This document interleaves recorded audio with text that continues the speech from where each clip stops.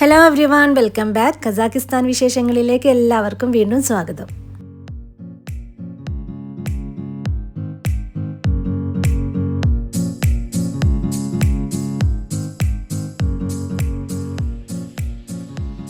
സാറ്റി വില്ലേജിലെ ഒരു കോട്ടേജിലാണ് ഞങ്ങൾ താമസിച്ചെന്ന് പറഞ്ഞിരുന്നില്ലേ.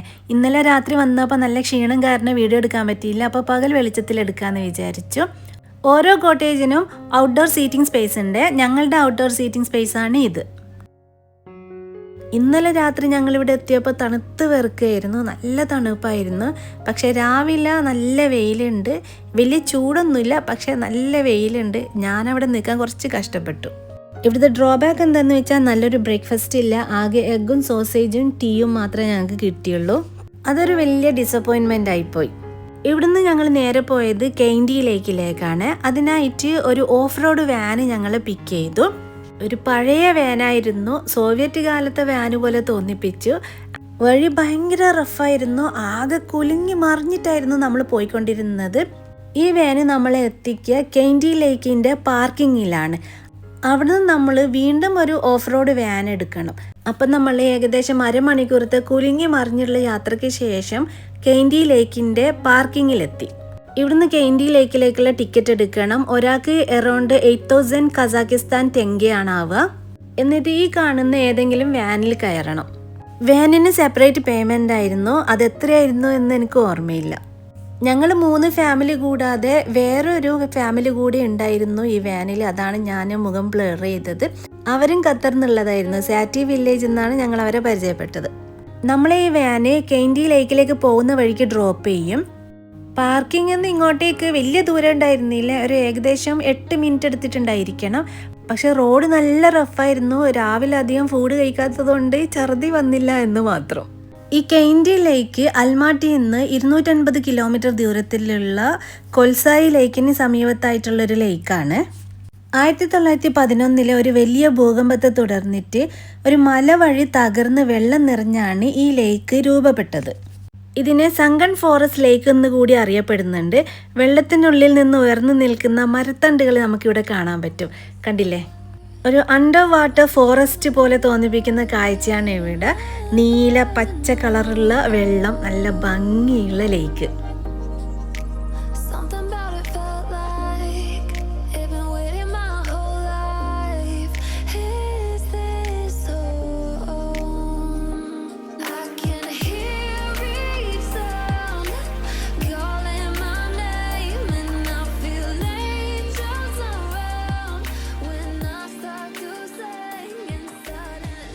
ഈ ഒരു ഏരിയയിൽ നിന്ന് നമുക്ക് ലേക്കിനെ ഇങ്ങനെ നോക്കി കാണാനേ പറ്റുള്ളൂ. വേറൊരു ഏരിയയിൽ പോയി കഴിഞ്ഞാൽ ലേക്കിൽ നിന്ന് നമുക്ക് വെള്ളം തൊടാനൊക്കെ പറ്റും. ഈ ഒരു ഭാഗത്ത് ഡ്രോൺ വീഡിയോ എടുക്കുന്ന 2 പേരുണ്ടായിരുന്നു. അവർക്ക് കാശ് കൊടുത്തു കഴിഞ്ഞാൽ അവർ ഡ്രോൺ വീഡിയോ എടുത്തു തരും. പിന്നെ പരമ്പരാഗത വസ്ത്രം ഇട്ടിട്ട് ഈ ഫാൽക്കനെ പിടിച്ചിട്ട് ഫോട്ടോ എടുക്കാനുള്ള സെറ്റപ്പ് അവർ ചെയ്തിട്ടുണ്ട്. അതിനൊക്കെ അവർ ഒരുപാട് കാശാണ് പറഞ്ഞത്. അതുകൊണ്ട് ഞങ്ങൾ ഡ്രോൺ വീഡിയോ മാത്രം എടുക്കാമെന്ന് വിചാരിച്ചു. അപ്പോൾ നമുക്ക് ഡ്രോൺ വീഡിയോ കാണാം. മറ്റു ഫാമിലീസ് ഉള്ളത് കൊണ്ട് ഈ ഭാഗം ഞാനൊന്ന് ബ്ലർ ചെയ്യുന്നുണ്ട്.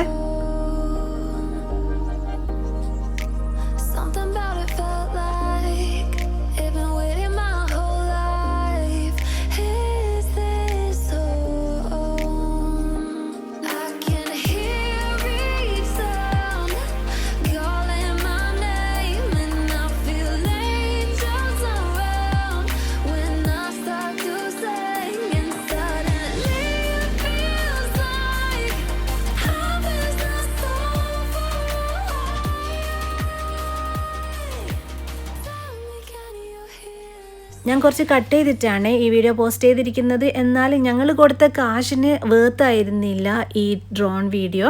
എന്തോ ആൾ മുമ്പെടുത്ത വീഡിയോസൊക്കെ ഇതിലേക്ക് അയറ്റിയിട്ടുണ്ടെന്ന് തോന്നുന്നു. അങ്ങനെയൊക്കെയാണെന്ന് തോന്നുന്നു എഡിറ്റ് ചെയ്തിരിക്കുന്നത്. ഞങ്ങൾക്ക് വീഡിയോ എടുത്ത ഉടനെ തന്നെ കിട്ടിയിരുന്നില്ല, പിന്നീട് വാട്സാപ്പിൽ അയച്ചു തന്നതാണ്. അതുകൊണ്ട് ഒരു സാറ്റിസ്ഫൈഡ് ആയില്ല. നമ്മളിപ്പോൾ കെയിൻഡി ലേക്കിൻ്റെ മറ്റൊരു സൈഡിൽ വന്നിരിക്കുകയാണ്. ഇവിടെ നമുക്ക് വെള്ളമൊക്കെ തൊടാൻ പറ്റും.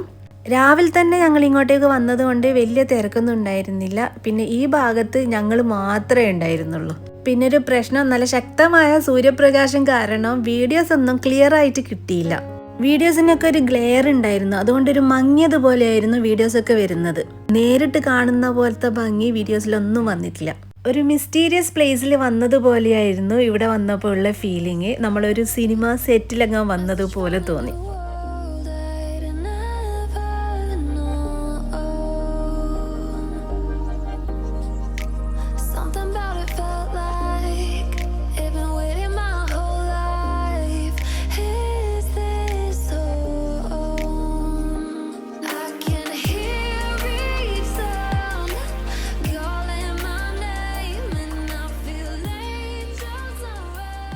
എന്ത് ക്ലിയറാ വാട്ടർ എന്ന് നോക്കിയേ. പിന്നെ എന്ത് വൃത്തിയിലാണ് ഈ പരിസരമൊക്കെ സൂക്ഷിച്ചതെന്ന് നോക്കിയേ.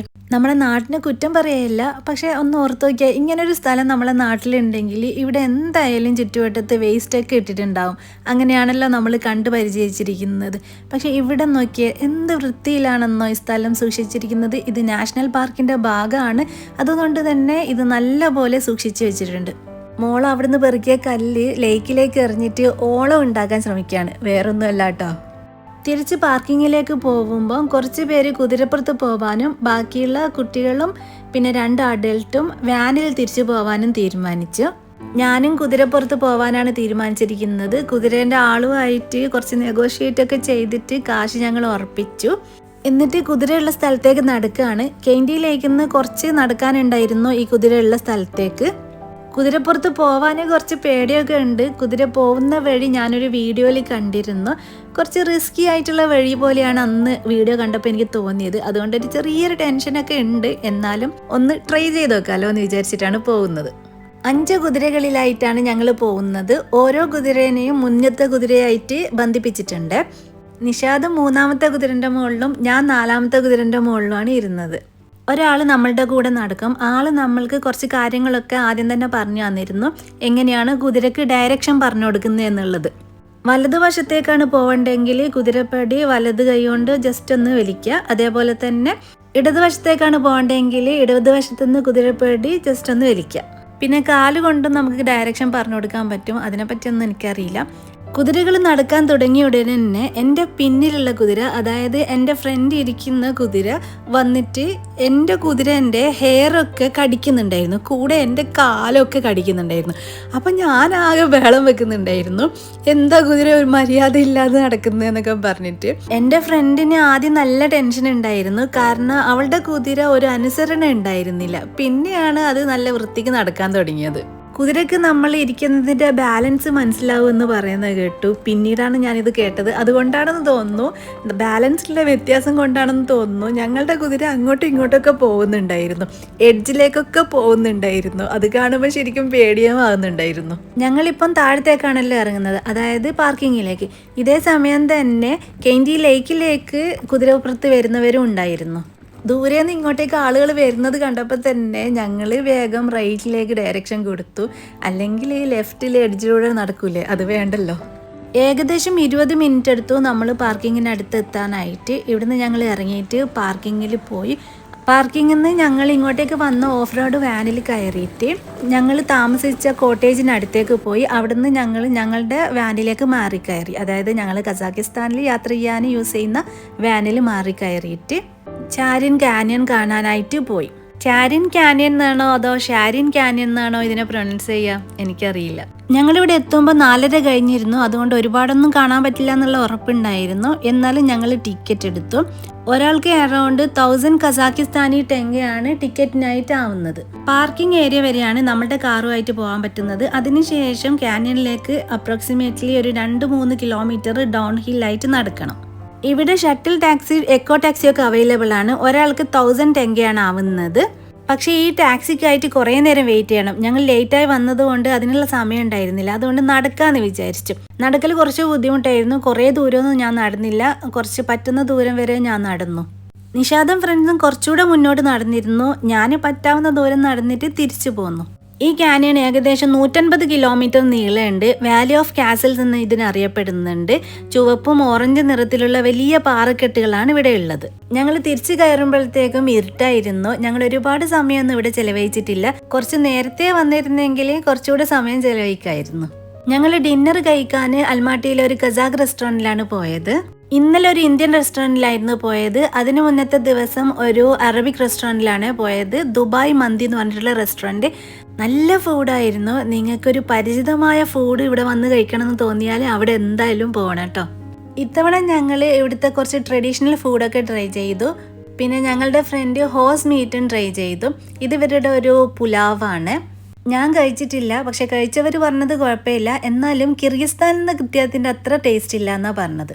ഞാൻ നമ്മളുടെ പൊറോട്ട പോലെ തോന്നിക്കുന്ന കട്ടാമ എന്ന് പറഞ്ഞിട്ടുള്ള ഒരു വിഭവമില്ലേ, അതാണ് കഴിച്ചത്. തിരിച്ച് നമ്മൾ അൽമാട്ടിയിലെ ഹോട്ടലിലേക്ക് തന്നെ വന്നു. അപ്പോൾ ഇന്നത്തെ വിശേഷങ്ങൾ ഇവിടെ അവസാനിക്കുന്നു. പുതിയ വീഡിയോയുമായി വീണ്ടും വരാം. അതുവരേക്കും എല്ലാവർക്കും ബായ്.